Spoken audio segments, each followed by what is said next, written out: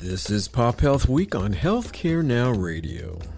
I'm Greg Masters, Managing Director of Health Innovation Media, the executive producer and co-host of the show. Joining me in the virtual studio is co-founder and principal co-host Fred Goldstein, president of Accountable Health, LLC.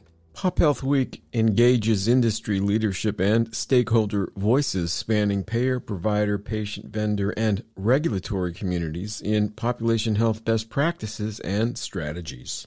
Connect with us via www.popupstudio.productions or follow and direct message me on Twitter via @GregMastersMPH, and that's Greg with 2 G's. On today's special Health 2022 edition, Fred convened several colleagues for a roundtable discussion, including Douglas Goldstein, Managing Director, Salt Flats Capital, Neal Sofian, CEO at Tuzag, and Dr. Nick van Terheyden, Principal ECG Management Consultants, a.k.a. Dr. Nick, for their key takeaways and reflections from Health's first in-person conference since 2019.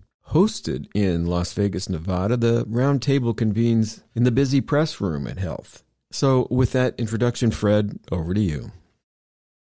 Thanks so much, Greg. And Nick, Doug, and Neal, welcome to PopHealth Week. Oh, thanks for having us. I'm excited to be talking about Health 2022. Fantastic.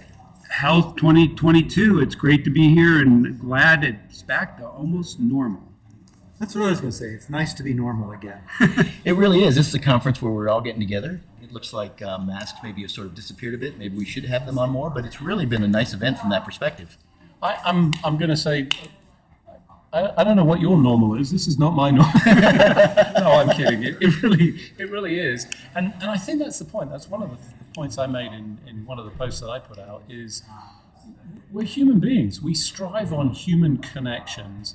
And, you know, Fred, you're right, that the whole masking thing, I'm a little bit torn. In fact, I've worn masks occasionally through the sessions, whatever, certainly coming here on planes. And I'm torn because I feel there's some need to do that still.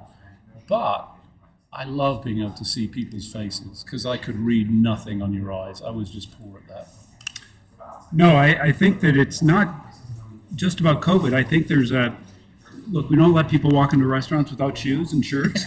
So I think whether it's the flu, COVID, colds, you know, masking in certain situations, crowded situations, probably just makes sense if you don't want to be sick. And Neal, what's your thought of coming back to a conference like this? Well, I think that in our industry, Zoom is swell, technology is swell, people are better. That there's something fundamentally different about being able to have serendipitous conversations. You find something you had no plan on learning at all, and it happened to come from the meeting you ended up going to that was not the one you planned to go to, and you ended up standing next to somebody you had no idea who they were, and then you ended up spending the next 2 hours talking to them. That does not happen in Zoom world. Yeah, there's no place in Zoom where you get random interactions. Plus, there's no context, and it's two-dimensional, and the sidebars don't happen. Yeah, I found that the nicest thing about this one was actually seeing some people I hadn't seen in a long time, and it was just really great to interact. And also, as you think about this conference from a larger perspective, I mean, there were a lot of companies here, a lot of neat stuff to kind of look at. Any highlights that you can think of, Nick, that you came across? Yeah, so I will, but just before we do that, I want to, from a physics perspective, Doug, it's actually 3 dimensions because there's time involved in Zoom, and we're now in 4th dimension. Sorry to be funny about this. But live compresses the relationship building. You don't have the same kind of... It's that time dimension. Right, and one of the things I love is people that I've worked with effectively for the last 18 months, I now get to meet for the first time in person. And it's almost like I know them, but I haven't known them. Yeah. That different humor, all kinds of things come out. And different height. That's the other thing you don't get on Zoom. Oh, thank you very much there, Nick. Really appreciate that. But it really has been great. I mean, I've really enjoyed actually the opportunity to sit in front of some of these booths and talk through what it is do they have, how do they think that fits with the market, and what do they think it's going to do over time. So that's been a really cool thing to finally see, not get this Zoom presentation where they may go through a PowerPoint or two. And anything that surprised you, Nick, or excited you that you saw? Yeah, so what have I seen, aside from the human interactions? I mean, I think we've seen some stage activity. From a corporate standpoint, there's the presence of some organizations that I feel, are attempting to break through. Let's be clear. technology is not the be-all and end-all, but I've had some opportunity to see what I see as incremental companies. Here we go. Subtext, the Incrementalist podcast, you can subscribe here. Also on Healthcare Now Radio. So with that lovely introduction, Nick, what about you, Neal? What did you see at the conference, or what's excited you? Well, and maybe it's because of the time lag, but health equity has become an issue. Aging populations. Looking at the fact that I'm sitting next to these gray and balding men, and I am one of them. I didn't say gray and or balding, just gray and balding. Come on, I'm the baldest and not the grayest. I'm not either of those. I'm just going to say. Oh yeah, that's blonde. That is. So I will say this, guys. I did not see any place that had a hair program or something for your head of hair to grow it back. Did you see a booth with that? No, I think most of the technology had to do with some other neat things. And I'll tell you, I was kind of going around looking at the behavioral health stuff. I mean, we know mental health is a huge issue now, particularly amongst the young kids and things. And I can't tell you how many companies I saw out here that claim to have a mental health approach using apps or some sort of telehealth or technology. Here's one good news is a lot of food is medicine. But what was missing is fitness. And frankly, from every disease management solution I've seen over the years, people forget to look at how much fitness or physical activity somebody has. And we're looking at people still as diseases and all these point solutions. We're not looking at the whole person in context of family and neighborhood. Yeah, and let me go back. You're right about equity and the mental health. And one of the companies, I'm going to call them out, and I don't want to do too much, but this was kind of compelling to me. It's called SESH, so you can tell it's from the West Coast. But this was about group therapy that was available that is not the primary sort of driver or use case for treating people. You tend to get group therapy when you're an inpatient. It's something that you access, and in fact has had a really extraordinary rise because it actually proves to be very effective for all sorts, not just Alcoholics Anonymous. I think that's the one that most people know it for. And this is across the board. Behavioral health disorders like eating disorders, mental health issues, and this is on demand through your app. And this is where that interface video technology works. That was really compelling to me, and it was surprising. That plays into what we started with. It's about relationships that makes a difference in people's health, whether it's the caregiver or whatever. It's not just the disease intervention. And that's the one thing I still see here is that we have atomized things into here's mental, here's physical, here's behavioral, here's gut, here's this, here's that. And I think it's back for me to what Doug is talking about, is that fundamentally, we are not diseases. We are not risks. We're not, we're not ICD-10 codes.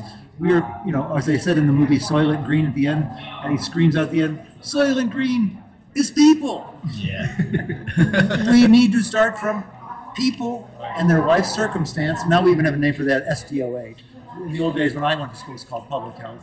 But it's if you start with people, their life circumstances, and put health within the context of the meaning of their life, and we're kind of flipped it the other way. And I think we have to get back to something very different. And that paradigm drives the kind of technology we build. Mm-hmm. But the payment system has to change because people are slaves to how they get paid. It's interesting when you think about it, as you talk about this siloing of these various products. The one area where you sort of see here this effort to in fact integrate it is this idea of we can pull all the data together. We can create these lakes of data. We can create oceans of data, and use that to then you've got some piece of information you want to feed in, we can use it. But then the question becomes, how do you take that and deliver it out through a system that is fundamentally siloed? Well, worse. I think the way healthcare has treated data is they think this is Indiana Jones and the Covenant of the Lost Ark. And we're going to get this data and make it incredibly secure, and then we're going to stick it in this cavern that no one will ever be able to find again. But it will be very secure. Instead of thinking of it as the exact opposite, which is that we need to build dynamic ways of accessing data in real time to use it. Do you see that? I'm sorry, on what planet is the healthcare system securing data? Given the breach, what I'm saying that's the paradigm everyone leads towards. I see. People are assuming they can make it safe. Just saying, having been SimJacked just recently. Well, most people don't know what SimJacked is. I didn't until it happened to you. Oh my God! Let's not talk about that. We don't have enough time in this show for that. This is not an X-rated show. See the Incrementalist. Oh no, it's not on there. It's on my blog. So the other thing was fascinating to me is there really is a huge vibe at this thing about, it's a marketing vibe. It really is, hey, we're here with these products, and it's much more of a sale. I see less of sort of this clinical approach, this outcomes-based approach that you see in other places. You mean less content, less facts, less science, less data? Oh no, we call those alternative facts. Oh, okay. No, I mean, I actually heard some pushback from, even one of the booth folks who, here clearly busy, whatever, and they've heard it from some of the customers. There's a little bit of resistance and, pushback against the glitz. And, we have a healthcare system that is not servicing people effectively. And here we are spending, it's a fair amount of money. And, whilst I recognize that, the one thing I would say is the amount of money and effort spent here is a drop in the bucket relative to the waste and the stuff that's going on that we need to fix. Absolutely. But I will say, to that point, that first day, I noticed a tweet come out across my feed that specifically pointed out... Is Twitter still up? I'm boycotting it, I'm sorry. I don't know what Elon's done today, but that specifically pointed out the laser show and all this stuff and said, is this a healthcare event or is it a concert or something like that? Yeah. And I think that's an interesting way to look at it. Obviously, a little different vibe. I will say this. I went to one booth and I just thought it was fascinating. They had a newer technology. I won't get into who it is or whatever. And I specifically asked them, I said, hey, do you have any outcomes associated with your product? And the person honestly said, no, we don't yet. We're trying to. But that was probably the most unbelievably 100% honest statement I heard of the day, which was great. I mean, obviously, there are other services out there that work. There were some really cool products. I saw a couple things I really liked. But I think this is kind of that whole idea of technology can solve everything. We just need to throw some more tech at it and we'll be in great shape. Well, go ahead. One of the points outside of the glitz, one of the things I liked is the diversity of this. It's not just hospital IT people. It's not just private equity people. You've got equity, you've got health plans, you've got life sciences, you've got a mix of people. And I think one of the strengths of this is that it draws that kind of mix, which provides some hope around more holistic approaches to life and health. And what I would say relative to the tech-heavy piece of this and the desire is, you're bringing a lot of geeks and technologists together. So inevitably, that's what you get. You get people thinking that way.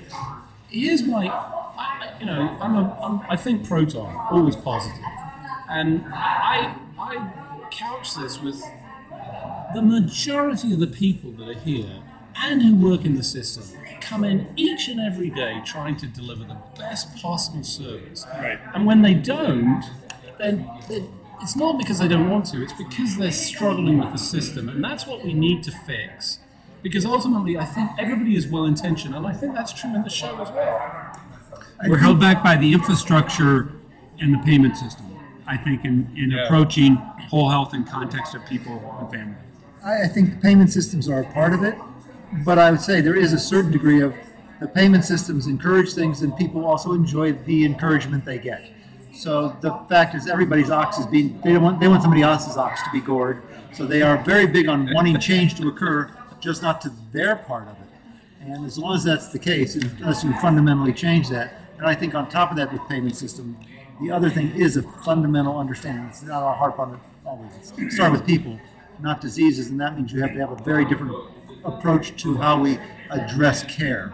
If you're starting with, how do I help a person navigate their life to the best of their ability, is different than saying, I can't fix everything. I got to call out PopHealth Week as, what other show can you get your oxes being gored on the show? I just love your analogies, I got to say. Absolutely. And if you're just tuning in, you're listening to PopHealth Week's Health 2022 Roundtable on Healthcare Now Radio. Roundtable guests include Douglas Goldstein, Managing Director, Salt Flats Capital, Neal Sofian, CEO at Tuzag, and Dr. Nick Terheyden, Principal, ECG Management Consultants. was cool. And you mentioned this idea of these different groups coming together, which I do think is fundamentally correct. And I agree with you, Nick. Ultimately, I think everybody's trying, or the vast majority, to do the right thing. The system itself is the problem. It's within that system. And obviously to change that's going to take some major moves. But what I also found fascinating about this one is the number of booths associated with other countries that are bringing unique products, or trying to bring unique products here, whether it was Australia, Israel, Canada. And I went through a number of them, looked at what they've got, and you're thinking, why do they want to come here? Well, it's a $4 trillion industry, obviously. A great opportunity if you can make some inroads with your product that you've shown to work somewhere else. I think Willie Sutton said something, why do you rob banks? And he said, because that's where the money is. Well, see, again, PopHealth Week, all the great phrases. That's why you let me sit down with you. Were there any areas of this that you think are going to be fundamentally changed, or you're seeing some fundamental change in them, or any companies that you saw that say, hey, they're really doing something that's unique? I'm reluctant to sort of call out, because I think that's unfair to the ones that, quite frankly, I didn't get to. So, talk about the logistics. This was, to the point of earlier on, we're the first time back for a while. So this was, I would say, very oversubscribed. It was very busy, and I'm listening to, I got to say, I was a little bit embarrassed. I'm listening to you going, Struth, my Australian friends were here and I didn't see them. That was a miss. I didn't even see whatever that section was. You obviously saw it. So there's things I haven't seen. General themes, I think we picked up on some of them. Mental health, process and people. I saw a number of things that were focused on the people end of it. So you get the tech, but you can use the tech to get the people together to fix the problem in the home or for the patient. Mm-hmm. So the one thing I wish I saw more of, and I'll give you one more PopHealth, we're going for it. One of the things I live by is, it ain't dog food if the dog don't eat it. And that fundamentally, everyone has solutions. We aren't spending a lot of time, because it's not the burning platforms. How will we get people to use all these things? Well, that underlying piece is how do you build the relationships and the trust to get people to make use of that stuff? And that's a whole different problem. And most people don't want to tackle it because it seems like it's outside the area and it's everybody's want to have, but it seems to be nobody's burning platform to do it. Well, I think citizens are also getting app burnout. Oh, yeah. And it's like, well, can you just talk to me? Why do I have to fiddle with an app and learn another interface? So I think that there is we're going to come back to some fundamentals like, hey, voice and just talking to somebody is really effective without having to do a Zoom. Yeah, I think getting back to your dog food analogy, there's also this issue of, do we really need 50 companies that do essentially a similar type of service? And can we support all of these companies? Can we support all these mental health, telehealth apps? Can we support? No, my question, my question regarding that is, and this goes back to what Esther Dyson said years ago at Health 2.0, when she said, I'm going to come back here in 2 years and 90+% of you companies will be gone because you don't have health expertise within it. I'm wondering if you come back 2 years from now and that percentage are gone because there are just too many of them. Well, that's for sure. And you only have to look at the stats from all the other conferences. It was a shock to me to discover how many companies come back for the second, the year later, and exclude the pandemic because that obviously upsets the stats. But it's a shockingly high number of companies that just disappear, that paid all this money and showed up. So that's going on, not just because there's too many, but there's also people that are, to your point earlier on, they're not solving the problem of the individual. Hey, I've got this great, cool technology gadget, and I think it should be applied. We want every grandma to be wearing her, virtual reality goggles as she, is on Twitter, as she's going down the hall with her walker towards the special toilet she's going to have. Right. It's like, that's a real health equity problem we're solving. I actually did see a toilet seat. It was a bit of a surprise to me. With the VR? I hope you didn't actually use it. Thankfully not. But I'm telling you, if this was DEF CON, somebody would have used it. So Doug, you've been focused on the community. I mean, that's been really your push for the last year or so? Well, it was 6 years we've been working on empowering neighborhood health. I mean, who does not participate in value-based care? The person who sometimes is a patient in context of family. So did you see anything here that you felt was community-oriented or would help to facilitate community behavior change and things like that? Well, I thought the food is medicine is a positive move, but once again, it's sort of there as a point solution because it's out of context of physical activity. And frankly, the whole disease management industry, I remember sitting 10 years ago at a disease management conference and saying, hey, did you stratify your data about the amount of physical activity the person had relative to outcomes? Because frankly, when people move, they're happier. If they don't move and they're sedentary, it's starting a downward climb. Plus, we have a culture of consumption, and a lot of that consumption is built around drugs. And the gateway drug is alcohol. And speaking of consumption, I really thought it was actually, for me, very good. The food they had here was amazing. Absolutely. And a lot. Yeah. It was all over the place. And it was free. It was included, which Right. I got to say it's a real positive, and I'm sure it's factored in and all the rest of it. But it just saves that aggravation. It sure did. Yes. And it also allowed you to be able to kind of go do what you need to get done. Maybe Right. spend a little Yep. extra time in a booth and still find some place to eat. Yep. And not get into a hangry mood like I might do if I don't eat. So I thought that was really fascinating. I think in that, one of the things I like about the notion of food is health, but let me combine that with the incremental point of view. Yes, is what I don't see is that there's still, when people get in food for health, they get into almost a pure, here's the right way to do food. And I think if we're going to make a difference in food, let's face it, the food industry is not quite as big as the healthcare industry, but damn near. And I would be happy if I can find ways to help get somebody who's eating canned peas to eat frozen peas.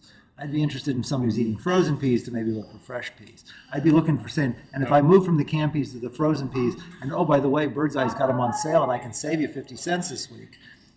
Now I'm entering it in with the context of who they are, their life circumstance, and it's a very incremental approach. And then they discover, hey, frozen peas, pretty good. Yeah. Then we can move on from there. And that brings up an interesting point that I think back to my old disease management days in Medicaid. And I didn't actually ask the food as medicine folks or those various booths that were focusing on that, do they have culturally appropriate meals? Yeah. Right. You know, because when we were working on the Texas border, obviously, people ate very differently there. So our community health workers had to, you know, obviously they were from that community, so it's easy for them to say, here are some recipes that you'll like, that you typically will want to eat that are healthy, versus, hey, we're going to send them the diet that is based on, you know, what the average American eats or You healthy. mean the sad diet? Well, that brings up on the border. So our colleague Ren Archer, former commissioner of health at Texas, you know, he pulled data in Texas that the healthiest communities were not Dallas and Houston, the medical meccas, but it was the border communities, right, because there was relationships and there was mutual support and there was a culture, but they could have been medical deserts. So we have to relook at how we think about this. And the other thing is with mental health, it's like nobody wants to be diagnosed with a mental health problem, but if doesn't mean they don't want help. Right. They just don't want a code put on it so someone can bill it. And you know, any psychiatric services I've used, whether it was marital or whatever, I paid out of pocket because my insurance wouldn't cover it anyhow. But at the same point, I wouldn't want a code for clinical depression or whatever it is, but I would want help. Yeah, but I think, at least from my impression as I'm doing some work in the mental health area now, is it's getting better. The stigma is dropping. People are seeing it much more in the communities and recognizing this is real. Let's not look at this any different than we look at any other medical condition. It's not there yet. There's still the need to say, I don't want to park my car in front of that psychiatrist's office and that kind of thing. But I think that whole stigma area needs to be hammered some more, but definitely getting better. I'm not quite as optimistic about that. I still feel, you know, that just the term mental health is a struggle because it has very poor associations. You know, it's no different. It's brain health. It's brain health. Aren't you the one who uses that term more that's often? My term. Exactly. Well, I prefer that. I think it's life. I mean, we got to start talking about life and improving people's lives. And if we help people improve their lives, we're going to lower medical costs. And the reason people do things is not generally rational. We're tribal. So it's food, family, friends, faith, football, and other peace. Well, there's another fornication. Holy dear God. Now that's gotten on the PopHealth Week. Here we go. What other show could you get? It's in Webster's. I didn't use the Absolutely. slang. Absolutely. So you brought up a point that we really haven't touched upon. Anything you see here that's going to impact costs? Yeah, so I got to say I've not seen anything that's, well, perhaps not. I think there's some potential to attack the problem before it becomes a real issue clinically. So getting ahead of the curve specifically, and we know this hands down, the earlier you diagnose, the cheaper it is, and actually the more success you have. And I've seen a number of folks, really interesting from a diabetic foot ulcer idea, that says they can see the signals 5 weeks beforehand and prevent it from actually taking place and having an amputation.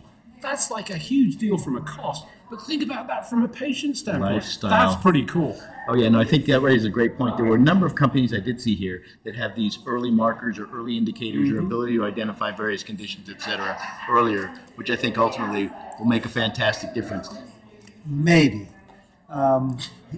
Here's the problem with all the early markers, all the monitoring that's being done. I don't know about you. I don't particularly like to be monitored. My parents hated to be monitored. It has a certain kind of feeling like you're talking East Germany and those sorts of things. Right, but I think you can do that in a fashion, because it depends on what the reaction is. And in this particular example, the technology was entirely passive. You almost didn't notice.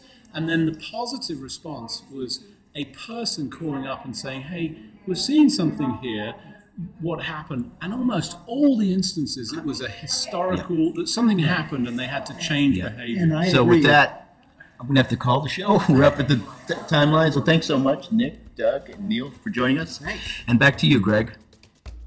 And thank you, Fred. That is the last word on today's broadcast. We want to thank our listeners for tuning in. And many thanks to our guests, Douglas Goldstein, Managing Director, Salt Flats Capital, Neal Sofian, CEO at Tuzag, and Dr. Nick Van Terheyden, Principal, ECG Management Consultants, for their time today. For more information, you can follow them on Twitter via @FSGoldstein, that's Fred, @eFuturist, that's Doug, and @Tuzag_INC, that's TUZAG_INC, that's Neal, and Dr. Nick @DRNIC, the number 1, respectively. And finally, if you're enjoying our work at PopHealth Week, please like the show on the podcast platform of your choice, share with your colleagues, and do consider subscribing to keep up with new episodes as they are posted. We stream live on Healthcare Now Radio weekdays at 5:30 a.m., 1:30 p.m., and 9:30 p.m. Eastern, and for you left coasters, 2:30 a.m., 10:30 a.m., 6:30 p.m. Pacific. For PopHealth Week, my co-host Fred Goldstein, this is Greg Masters saying, please stay safe, everyone. Bye now.